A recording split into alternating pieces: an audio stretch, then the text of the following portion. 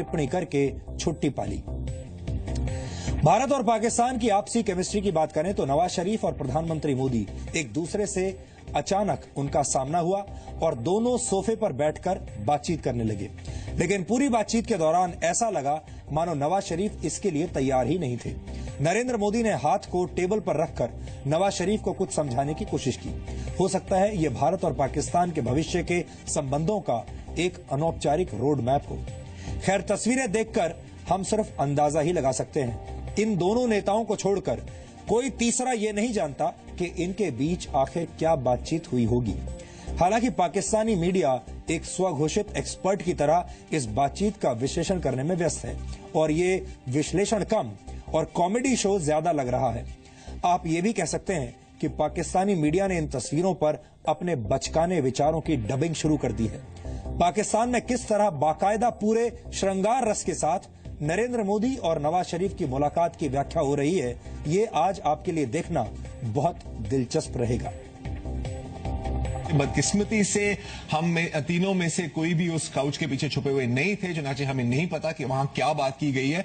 और अगर आप मीडिया के थोड़े तज्जिए देखें तो वहां लगता है कि हर एक बंदा बहुत ही ऊंचे लेवल का बॉडी लैंग्वेज एक्सपर्ट है, क्योंकि बातें क्या हो रही है कि पहले हाथ किसने बढ़ाया, ज्यादा झुक के कौन बैठा हुआ था, फ्राउन कौन कर रहा था, मुस्कुरा कौन कर रहा था, ये हाथ चलाने पर भी तज्जिए है।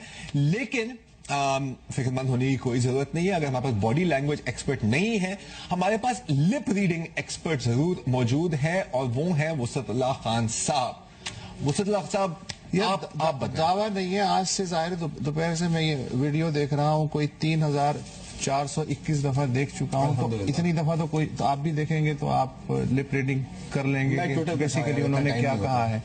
लेकिन चूंकि मुझे सोफे पे के पीछे छुपने का मौका नहीं मिला था जी, इसलिए मैंने सोचा कि उनके लबों से अंदाजा लगाऊं कि उन्होंने क्या कहा है।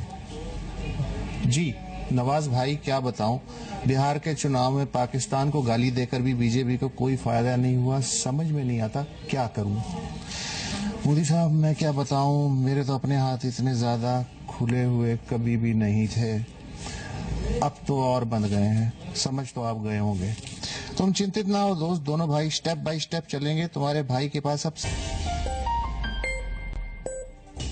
पाकिस्तानी मीडिया के इस वैचारिक प्रदूषण को देखकर आपको अंदाजा लग गया होगा कि वहां का मीडिया अपने सामाजिक वातावरण में कैसे भारत के खिलाफ नफरत का एमिशन करता है। दुनिया के लिए आतंक की फैक्ट्री बन चुके पाकिस्तान से सिर्फ दहशतगर्दी का धुआं निकलता है, और ये धुआं भारत समेत सारी दुनिया को बहुत बीमार कर रहा है। वैसे तो पाकिस्तान भारत के खिलाफ सैकड़ों पन्नों के दस्तावेज संयुक्त राष्ट्र संघ और अमेरिका जैसे देशों को सौंपता रहा है। यानी भारत के खिलाफ नफरत का माहौल बनाने में पाकिस्तान